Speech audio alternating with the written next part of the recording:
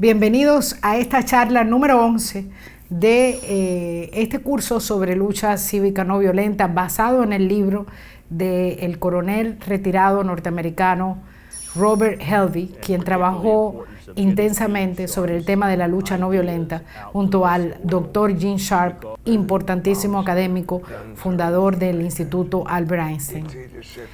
Este capítulo 11 está dedicado al liderazgo. Habíamos hablado en el capítulo anterior sobre el miedo. En este capítulo vamos a hablar sobre esos líderes que son los que imprimen confianza, son los que imprimen disciplina a cualquiera de estos esfuerzos. Hay una cita de Warren Bennis al principio de este capítulo que les voy a leer. Dice: los buenos líderes hacen que la gente sienta que está en el verdadero centro de las cosas, no en la periferia. Todos sienten que contribuyen al éxito de la organización. El catalizador, dice Helvey, que convierte la teoría y las aplicaciones de la lucha cívica no violenta en acción eficaz es el liderazgo. Sin el liderazgo no puede existir ni movilización ni motivación. El líder debe ser un modelo para quienes participan en la lucha. Debe transmitir confianza, debe tomar decisiones correctas y mantener el apoyo y la participación de aquellos que están luchando junto a él.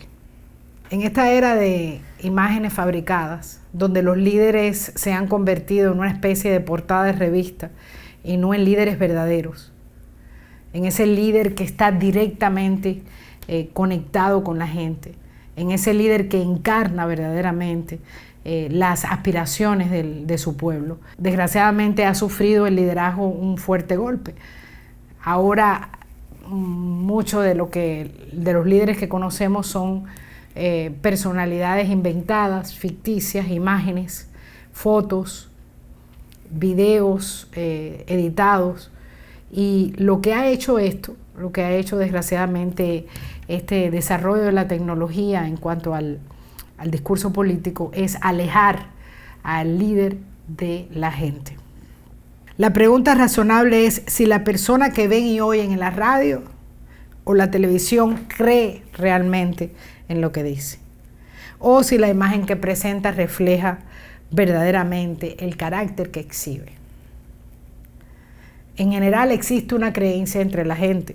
La creencia es que es el dinero y no el carácter, las opiniones políticas o la competencia que tenga para gobernar lo que determina el resultado de las elecciones. Esa es la creencia general. De ahí que las personas, que los pueblos tengan una mala idea o una idea equivocada de lo que es la política. Al final la política nos influye a todos. Hay un artista cubano, punk, opositor, en una de sus canciones dice: a mí no me gusta la política, pero yo le gusto a ella. Lo está diciendo de una manera sarcástica, pero es en realidad la realidad. Si no te involucras en la política, de todas maneras la política te va a influir y va a tener un impacto en tu vida. Y más en regímenes como los que existen en Cuba.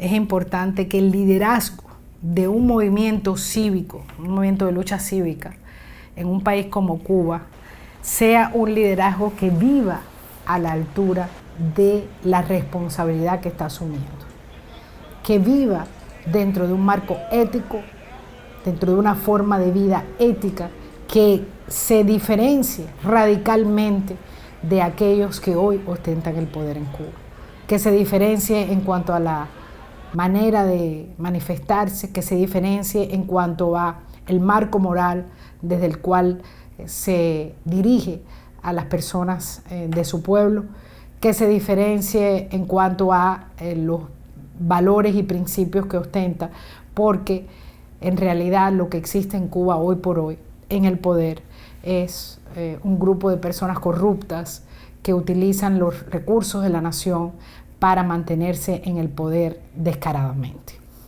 En general, hay líderes que destruyen o desbaratan esa percepción de que el líder es una figura prefabricada que está detrás del dinero y del poder. Hay líderes que han dado un ejemplo enorme de sacrificio. Ahí está Mahatma Gandhi, un líder sacrificado. Pero también hay otros líderes importantes en otros esfuerzos que se han librado en el mundo. Nelson Mandela, por ejemplo, en Sudáfrica, Martin Luther King Jr. en Estados Unidos, con su movimiento de derechos civiles que logró la victoria, Lech Walesa en Polonia, Václav Havel en Checoslovaquia, Aung San Suu Kyi en Birmania, Osvaldo Payá Sardiñas en Cuba y otros importantes líderes que hoy por hoy están dentro del país, Librado Linares, Bisset, Rolando Rodríguez Lobaina, para nombrar algunos. Cuando la distancia entre un gobernante y el pueblo es tan grande, dice Helvig, que la gente ya no puede tener una influencia o un control significativo sobre las acciones y políticas del gobierno, quienes buscan una reforma democrática con frecuencia se encuentran con el increíble poder del Estado dispuesto en su contra. Por supuesto que en un país donde haya un control monolítico, una tiranía, tiene que existir un divorcio entre los que detentan el poder y el pueblo. Aquellos que gobiernan se mantienen distantes de la gente, porque ellos viven de una manera muy diferente al resto de las personas. Eso es lo que está pasando en Cuba actualmente. Una familia que gobierna un país durante 65 años y una generación tras generación que se ha acostumbrado a vivir como si Cuba fuera su propia hacienda.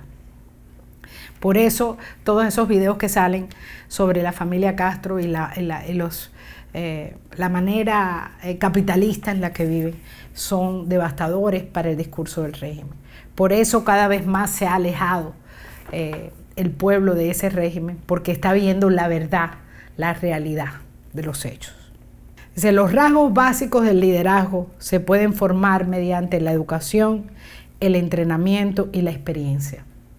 La lucha no violenta estrategia puede exigir que miles, si no decenas de miles de personas asuman posiciones de liderazgo en toda la extensión del movimiento, si queremos que la voluntad del pueblo se imponga con éxito sobre estos regímenes autoritarios. En una lucha no violenta se sugiere que los rasgos analizados a continuación sean tomados en cuenta para fortalecer el movimiento. Y aquí Helvig presenta una serie de rasgos que debe tener el liderazgo para ser efectivo. Yo recuerdo que cuando escribí mi tesis de grado en Venezuela sobre el discurso político, a través de encuestas y de otros estudios sociales que hice, me di cuenta de el profundo divorcio que existía en ese momento, y en aquel momento el chavismo no había entrado en la escena pública de Venezuela. El divorcio que existía entre el liderazgo político del país y el pueblo, entre lo que estaban haciendo los líderes de los diferentes partidos y los gobernantes con referencia a las aspiraciones del pueblo venezolano. El divorcio enorme que existía porque unos iban por un lado y otros por otro, y no había un puente entre los dos. Y esa es la razón por la que pudo instaurarse un sistema socialista en Venezuela, precisamente por ese distanciamiento entre los gobernantes y los gobernados, por esa falta de conexión de los líderes con su pueblo. Desgraciadamente, ese es el caldo de cultivo para que estos regímenes totalitarios lleguen al poder. El primer rasgo de liderazgo que presenta Helvig es dar el ejemplo. Martí decía, hacer es la mejor manera de decir. Que nuestros actos estén donde nuestras palabras. Ningún líder que utilice su posición de liderazgo para obtener beneficios personales debería sorprenderse cuando sus subordinados empiecen a hacer lo mismo. Y más en Cuba, donde todo el mundo se ha acostumbrado a utilizar los trabajos para robar, a utilizar las posiciones que tienen para su beneficio personal. Y esto lo que hace es crear una idea corrupta del liderazgo de esa persona. Cuando los líderes demuestran honestidad, trabajo duro, valor y respeto por los demás, esas mismas características se harán evidentes en sus seguidores. Todos los rasgos y características que se desean en una organización deben reflejarse en las actitudes y comportamientos de sus líderes. De nuevo, volvemos al tema de vivir en un tipo de ética. Volvemos al tema de ser un ejemplo distinto completamente, radicalmente opuesto a los que están gobernando el país hoy. Y esa es la responsabilidad de cualquier líder del movimiento cívico en Cuba hoy. El segundo rasgo es conocer a las personas que espera liderar.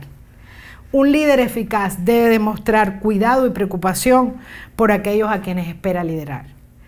En el ámbito nacional, esto significa entender los datos estadísticos sobre la población, demografía, ingresos, según los grupos, agricultores, trabajadores, maestros, empleados, niveles de educación, religión, diversidad étnica, importaciones y exportaciones. Tiene que tener un conocimiento profundo de la sociedad, un conocimiento profundo de la cultura. No es posible que en un país, por ejemplo, como yo me encontré en uno de mis viajes en Bolivia, que en aquel país que es 90% indígena, el presidente fuera una persona con un acento al hablar el español. Y eso es lo que posibilitó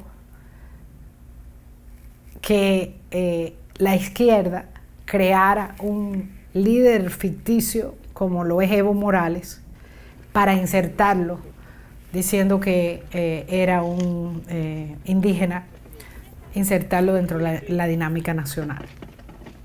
El pueblo estaba pidiendo gente de ellos mismos, pero el mismo pueblo boliviano se ha manifestado en contra del propio Evo Morales, porque realmente Evo Morales es una construcción, no es un líder real, ni fue salido de la realidad de Bolivia.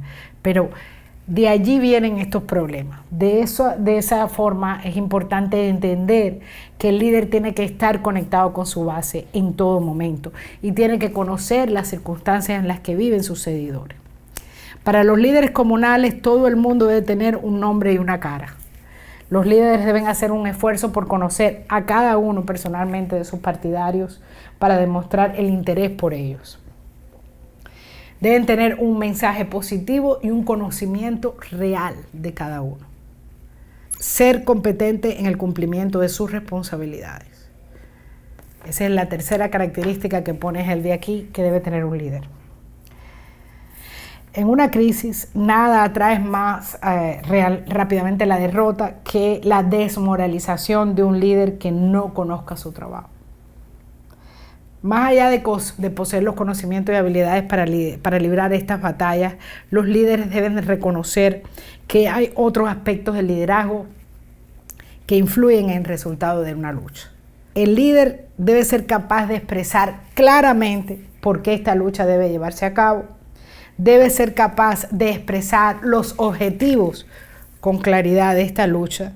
Debe inspirar a la gente a participar en la batalla y debe lograr el apoyo internacional y el manejo de los recursos de una manera eficaz y transparente.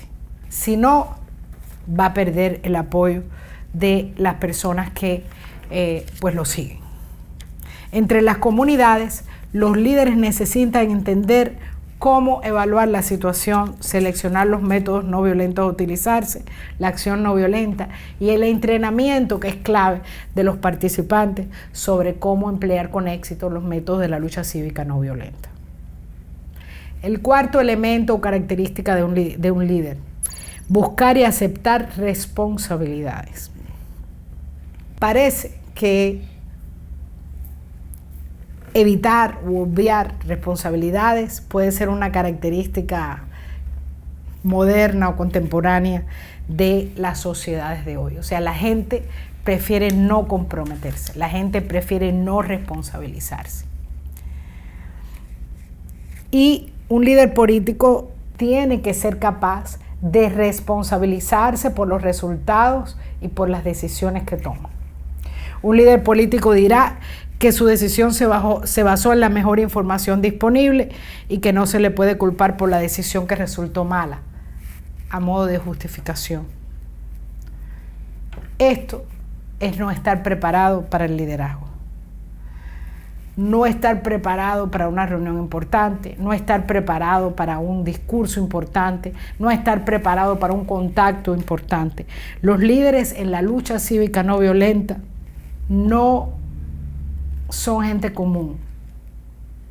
Son gente donde la lucha misma los ha llevado, o sea, el mismo sistema de miseria y de incongruencias y de injusticias los ha llevado a formarse como representantes de sus comunidades. Pero la forma más rápida de acabar con la motivación y con la iniciativa de los seguidores es culpándolos a ellos. Un líder, sea o no sea el culpable directo de una situación, tiene que tener la capacidad de asumir la responsabilidad de los resultados en el caso que sea una derrota. Y tiene que saber cómo canalizar las emociones positivas y negativas de sus seguidores de manera que todas lleven a un sentido positivo de la lucha y a un sentido de que es posible la victoria, de que es posible la libertad. Otro importante elemento es dar a otros crédito por los éxitos. Muchas veces hay líderes, o que se autodenominan líderes, que solamente quieren que la atención esté centrada en ellos. El verdadero líder es el que quiere que esa persona que tiene al lado crezca, que esa persona que tiene al lado logre cosas. El verdadero líder empuja a su gente hacia arriba para que asuman también responsabilidad y liderazgo a su vez.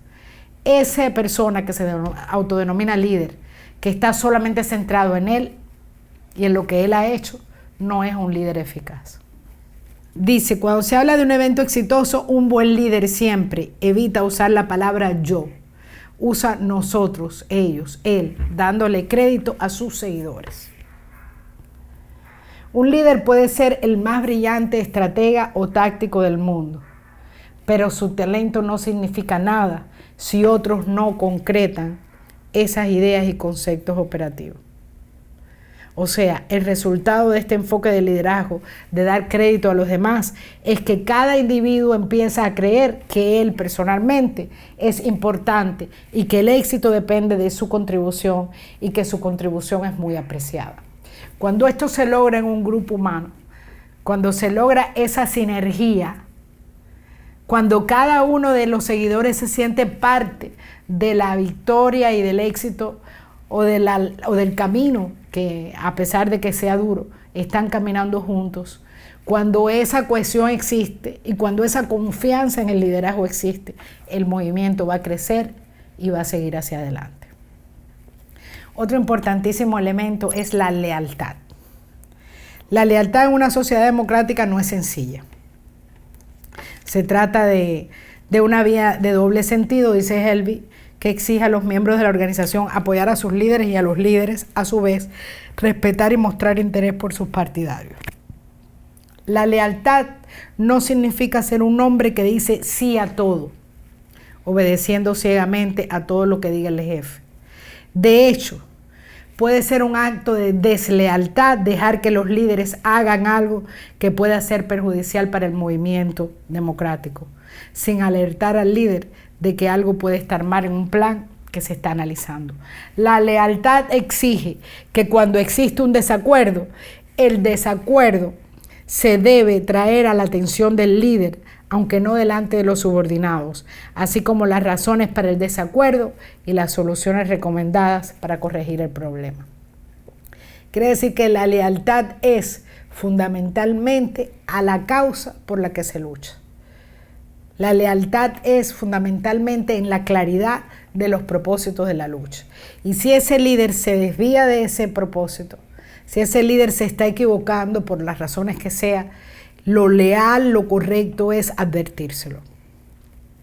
El líder tiene la obligación recíproca de establecer un procedimiento dentro de la organización para asegurar que las preocupaciones legítimas sean atendidas. Puede que el desacuerdo haya sido creado porque el subordinado leal no estaba al tanto de determinados hechos o planes sobre objetivos estratégicos más amplios, otras operaciones realizadas simultáneamente y probables actividades del contrario. En cualquier caso, cuando las decisiones operacionales se distribuyen para la acción, deben contar con pleno apoyo. La lealtad también requiere que los líderes adopten un proceso de toma de decisiones que permita a los más calificados participar en ese proceso. O sea, que dentro de ese movimiento tiene que haber una dinámica, una sinergia, tiene que haber un diálogo permanente y tiene que haber una confianza para hablar y para decir lo que está bien y lo que está mal. Séptima característica es conocer al oponente. Conocer al oponente es fundamental porque si tú no conoces a tu contrario, ¿cómo vas a poder desarrollar ninguna estrategia que sea eficaz? Entender, por ejemplo, en el tema de Cuba, quiénes son los que gobiernan, quiénes son los que detentan el poder, el círculo de poder en Cuba, el círculo íntimo de poder en Cuba, quiénes son los que al final toman las decisiones, quién es realmente el enemigo, qué se conoce sobre estos líderes clave o sobre estas personas, estos funcionarios que detentan el poder en el país. Es necesario conocer al oponente. Es claro para los cubanos que por muchos años solamente un rostro, el rostro del dictador Fidel Castro y ahora luego el de su hermano Raúl Castro, eran los conocidos por el pueblo. En realidad se desconocían los nombres de aquellas personas que estaban detrás del poder, de aquellos funcionarios que detentaban el poder, que hacían posible que funcionara el país bajo esa dictadura. Es importante conocer quién es quién dentro de la cúpula de gobierno del país, porque entender a ese enemigo es poder trazar estrategias mucho más efectivas para lograr la libertad. La octava característica es aprender de la experiencia. Es mucho más eficaz aprender de los errores y los éxitos de los demás. Es importante entender cuándo hay un error y cuándo se logra una victoria y aprender de ambos, pero sobre todo de los errores. Un líder que piensa que él no se equivoca, un líder que piensa que no hay nada que aprender, que lo sabe todo, es un líder muy peligroso. Las lecciones aprendidas son importantes después de cada acción. Cada acción debe tener un análisis posterior, una reflexión posterior. ¿Qué salió bien? ¿Qué salió mal? ¿En qué podemos mejorar? Si cada acción, si cada esfuerzo no se, vamos a decir, se califica, se reflexiona después de haberse ejecutado, es posible que los errores que se cometieron antes se sigan cometiendo. De manera que el líder debe estudiar los casos, debe ser un líder reflexivo y debe ser un líder capaz de retroalimentarse de aquellas cosas que se aprenden en el camino para poderlas implementar en el futuro. El número 9 es maximizar y poner a prueba las capacidades de los subordinados. Los líderes tienen que seleccionar las personas adecuadas para las posiciones adecuadas. No puedes seleccionar a la persona adecuada si no conoces a las personas, si no conoces cuáles son sus motivaciones secundarias, por qué la persona está ahí. Hay personas que se unen a grupos, bueno, en el caso de la lucha cívica no violenta, porque están inspirados a cambiar el orden de cosas. Hay personas que se unen porque quieren ser parte de un grupo importante. Hay personas que se unen porque quieren un reconocimiento. Hay personas que se unen porque simplemente quieren ser útiles, pero detrás de una computadora o no públicamente.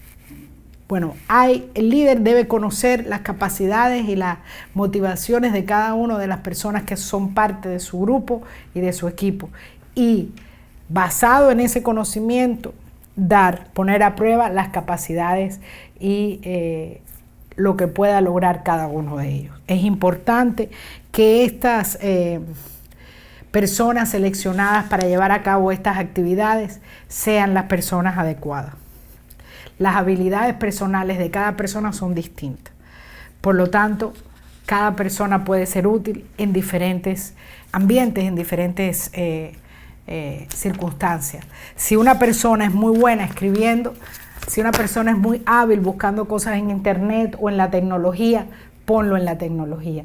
Si una persona es buena organizando a nivel, vamos a decir, social, comunitario, si una persona puede llegarle más a la gente para motivarlos, vamos a utilizar ese talento.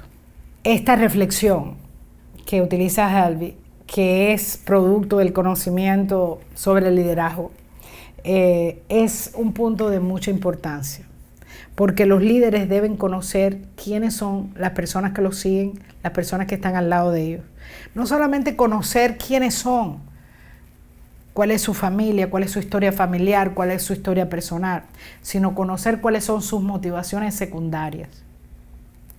Conocer los puntos fuertes y los talentos de cada uno de ellos. De esa manera se pueden aprovechar esas habilidades y talentos productivamente para la lucha y los objetivos de la lucha. Existen diferentes estilos de liderazgo. De acuerdo a Helby, hay una clasificación. Factores que determinan el estilo de liderazgo: se puede adoptar un estilo de liderazgo coherente con la personalidad del líder, pero también de acuerdo a las circunstancias. Las principales ventajas, por ejemplo, del estilo autoritario incluyen que es ideal para situaciones de crisis, es ideal y adecuado para circunstancias en las que el líder no es muy conocido por los seguidores y está en el proceso de establecer su autoridad. Es útil en situaciones donde el grupo ha sufrido derrotas y necesita sentirse seguro de que el líder sabe lo que debe hacerse. En ese momento se puede adoptar un estilo más autoritario. Sin embargo, siempre esto puede llevar a cosas negativas. Por ejemplo, que ese líder se crea que es el único que tiene ideas, que es el único capaz de liderar y se convierta en un mini dictador. Y eso es muy peligroso y desgraciadamente lo tenemos en la sangre, ¿no? Lo tenemos en los genes, ese autoritarismo. El modelo autoritario tiene estas desventajas que hemos hablado. En cambio, el líder democrático tiene varias ventajas. Promueve el apoyo voluntario, fomenta la innovación, el diálogo, se reconocen los resultados y los logros a cada uno de los seguidores, proporciona a los miembros una experiencia capaz de ayudarles a asumir ellos mismos posiciones de liderazgo. Sin embargo, de acuerdo a Helby, hay algunas desventajas que podrían surgir al aplicar un estilo democrático de liderazgo.